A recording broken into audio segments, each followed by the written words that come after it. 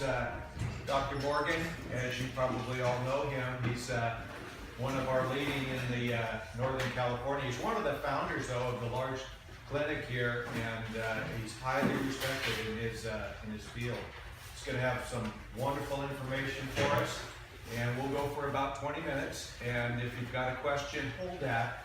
But I'll give a hand signal to Dr. Morgan, let him know that we probably got that golden hour, so give you a little chance to get on board here. So, welcome. Thank you very much. Thank you for your time. So I like to start talks like this with a joke appropriate to the field, right? I mean, lighten some things up. And there is a dearth of equine dental jokes. I mean, if anybody wants to go, getting ready for Comedy Central or something, it's a good area, because the things I found were like, what did the dentist say to Tiger Woods? You've got a hole in one. Better yet, what is the most dangerous job in Pennsylvania? Dracula's dentist. Okay. So that's how bad it is. And I like this topic because we do lots of dentals, and we're always kind of rushing. Once we get the horse sedated, we try to show the client the inside of the mouth, but you have a limited amount of time with sedation, so we like to get on with it. A talk like this gives a chance to kind of take it a little more slowly. And I'm going to get to the commonly encountered problems, but I'll give you a little background as we go. So, people have been floating teeth for a long time. This is a painting, you can't see it real well, from sometime in the 1600s, 1648. Not Rembrandt, but somebody else. They were floating teeth back then, apparently. And I'll note that even in our Civil War, people were doing dentals on the horses that were used in the cavalry. So, the equine dental profession has moved to a recommendation that a horse have at least an oral exam once a year, and generally, as long as the horse is sedated and it's got speculum in its mouth, which is the way an oral exam should be done, there's always some balancing to be done. We find that we have made so much progress on the teeth, and particularly older horses, now that we've been doing it manually for 7 or 8 years, that it's quite remarkable. And besides just what's happening in the mouth, all these other kinds of things we're looking to help with, making the horse healthier, making the horse live longer. So colic, choke, weight loss, all the kinds of things you'd expect if a horse isn't using its teeth very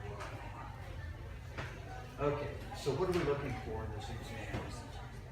First of all, we want to use proper equipment. This is the kind of stuff that I remember I was the first veterinarian in practice that had a dental mirror. And it was a little crummy thing. It wasn't really, it had a piece of glass about there, a mirror about that big. And but everybody envied me because oh my gosh, you've got a mirror you can look in the mouth. And so we all use these things all the time. Speculum, pros, mirrors, and light. And there's a concept compared on the way we used to do dentals when I started. No speculum, no sedation, just a hand float and dancing around. You might wash the mouth out there.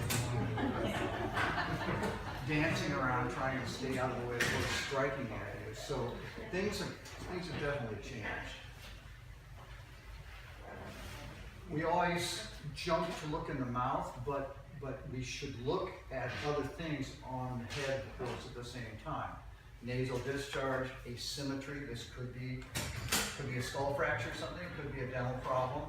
This is a neurological condition, it's not a seventh cranial nerve deficit, probably because of a wound higher up on the face. And the wound's going to be on this side, because that nerve's not working, the seventh cranial nerve on the horse's right-hand side is working, pulling the nose to the right.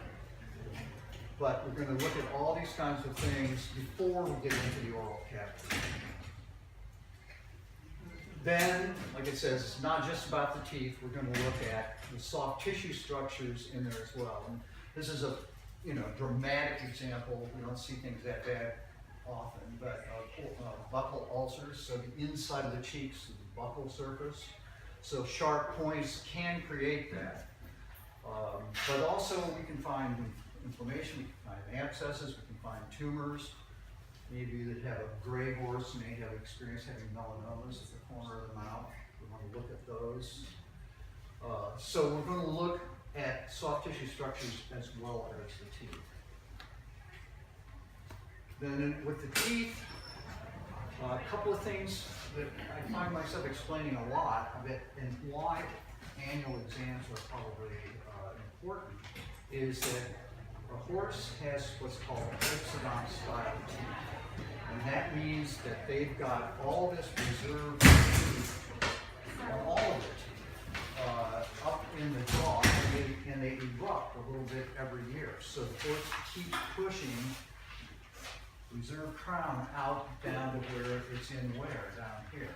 If it doesn't do that evenly, or if it doesn't wear its teeth evenly in the way it eats, then it's going to have things that are out of balance. Sharp things, things that are too tall, others that are too short.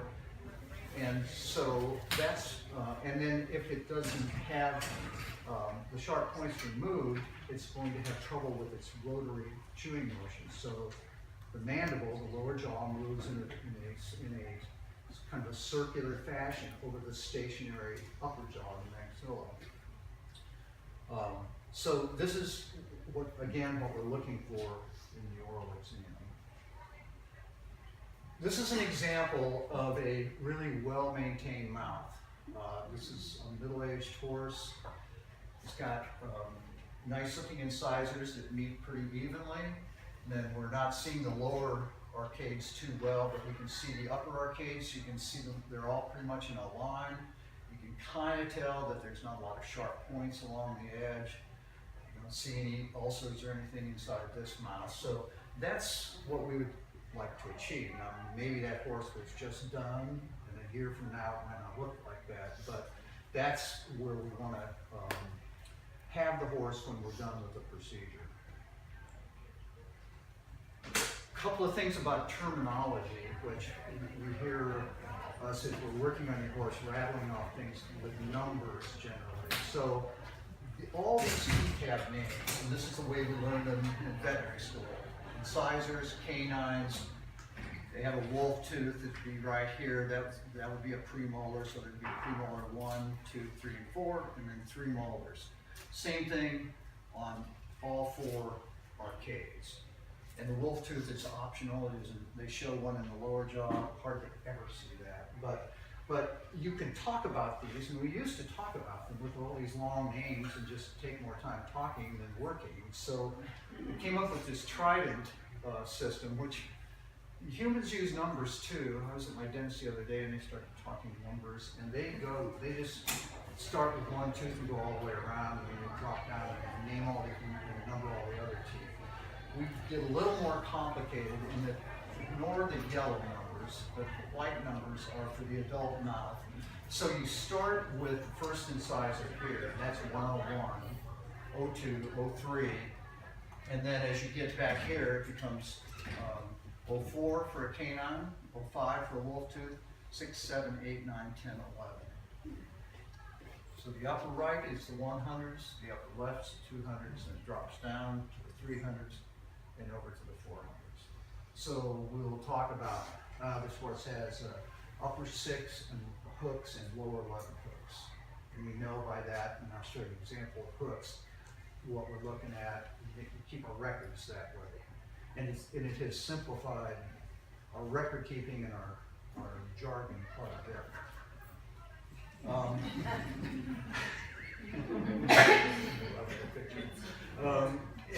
So here's what we're going to go through in terms of common dental problems. Sharp enamel points, probably the most prominent. This is what floating teeth has always been about, is knocking these things off. And it's the one thing that we could probably do a reasonably good job of with hand floats. because, you know, these are made of enamel, so the tooth is made of enamel, cementum, and dentin, and the enamel is strong, but it's also brittle, so we can get those points off with a good rasp, but it's been done better with motorized equipment. So you can see these are causing ulcers. Here's what it all look like when we're done. So all 4 of the arcades have 6 cheek teeth, and the points will be on the outside, on the upper jaw, and they cause buccal ulcers. They're on the inside of the lower arcades, and they will cause irritation to the tongue. So we talk about buccal ulcers being the most prominent thing that we'll see with sharp points, but we take them off all 4 arcades. It also allows the jaw to do the rotary motion much easier. It doesn't get hung up and cause poor mastication of the food. Now here's a hook. So a hook is on the front of the tooth, or on the last tooth in the mouth, the 11, the lower 11s. It's on the back of the tooth. Here's the 11 hook, and here's the 6th one. Okay, and a horse with an overbite is naturally set up for this, because these teeth require an opposing tooth to stay warm and stay the annual growth to keep it under control. If you lose an opposing tooth, you're going to have overgrowth. This one is already set up because it does look like a tap has a little bit of an overbite. So this tooth doesn't have an opposing tooth below, and this one doesn't have a fully opposed tooth above. So hooks develop. So they're different than points, just by location only. We see these in mouths that don't have overbites too, but that's a pretty dramatic example of a hook. And you can see the chaos that's causing here. And if you get long enough to get clear down to the gum and the gingiva inside or next to the tongue too. And here's an overbite. I mean, these are a problem. We have horses whose teeth don't quite meet perfectly, and we call those overjets. So if these are upper and lower incisors, and it's just offset a tiny bit, but the teeth are still in contact, that would be an overjet. When they stick out completely below the lower teeth and start bending down, then it's an overbite. Parrot mouth is the most common terminology that goes with this. And the thing to remember about these is it's not just what's happening at the incisor. It's happening all the way back. There's the whole upper jaw is set too far forward, or the lower jaw is set too far back, depending on who the culprit is. But these pose a problem for us even doing dentals, because our McPherson speculums, when we use most commonly, cup these teeth, and they depend on the upper and lower cups being at the same level. So we have an aluminum speculum that just has kind of flat plates on it, and we can accommodate these. But they need annual work for sure to keep up with this problem. There are underbites, but they're really pretty uncommon, so I don't have any pictures of that. Steps and waves and other problems. So here's a great example of a step. These teeth are all coming along at the same length out from the jaw, and this one is way longer. So it's a step. This is happening, I believe, because there's a missing tooth down below. But it can happen, like in this instance of this drawing. Here's a step here, and here's a step up here. Well, this tooth is either not growing properly, or it's being worn too much by this tooth, and vice versa here. So our approach to this is to go after the overlong tooth and take it out of wear, which we hope, if we take this down, we hope this one then will have the capacity to erupt a little bit more in that year. And the same thing here, we take this one down, give this tooth a chance. So wave mouth, more common terminology, it just kind of aggregates a bunch of step problems together. So all these teeth up here need to be reduced, these need to be reduced, and try to get this horse to something approximating the same length of teeth and this would probably take a year or two to accomplish that. But they're very much the same problem, wave mouth and stuff. This is where we need to teach our horses to use dental floss. So anytime you flush a mouth out and take a look in there, you flush the mouth, inspect them on, take a look in there, and you've done a good job of flushing, and you look in there and there's food stuck someplace, that requires attention. So diastemas are the most common thing, and they're here it is cleaned out. They're just a gap between the teeth. We think that these are caused in some cases by inappropriate wear from the tooth down below. So, and that's about the best we can do to try to fix these, is make sure that the teeth opposing the diastema are kept out of wear and not wedging in here and trying to widen that gap. We tried doing fillings with composite type of stuff that we do on infundibular cavities, but we can't get them to hold in those. They'll stay for a while, but then they'll fall out. And this is a good type of a diastema. It's open because it's not wedged at one end, which would tend to confine the food in there longer. The horse may be able to clear that, just like we try to suck a seed or something out from between a couple of our teeth. You can just imagine the noise the horse would make. Okay, so horses do get cavities, and we can fill them. This is what a normal upper tooth, and where these infundibular cavities occur is on the upper teeth. The lower cheek teeth do not have an infundibulum. So the infundibulums are where all this enamel circles in here. We've got enamel on the outside of the tooth, weaving around like this, and then we have these enamel lakes here and here. And in the middle are these little dots that are infundibulums. And in a normal tooth, it's just a potential space. It's not an opening at all. But and I get questions all the time. People look at this in the mirror and they say, well, oh my God, look at all that brown stuff. That tooth must be in trouble. So the brown stuff is dentin, and it's tertiary dentin. And so deep to that brown spot is where the pulp of the tooth is. So how many pulps does this tooth have? 1, 2, 3, 4, 5, 6. So that's when you see these two teeth laying about and out of the mouth and things like that, there's all these roots on it. And that's because all of these cheek teeth in horses have multiple roots. These are not the problem unless they become infected, and then an infected pulp will cause the loss of a tooth. These infundibular problems are not as aggressive. They have to get really deep into the tooth and then spread out peripherally to a pulp to cause a problem. Here's a grade 2, and you can see the food packed in this inside the enamel lake right here. Another one kind of mirrors in the way. This one has gone beyond. You cannot see the structure of the enamel lake here, and then this tooth is expiring, and probably one looking that bad, and if it's at all loose, you'd take it out. We talk about expired teeth all the time, and they're teeth that are worn and are not going to erupt anymore.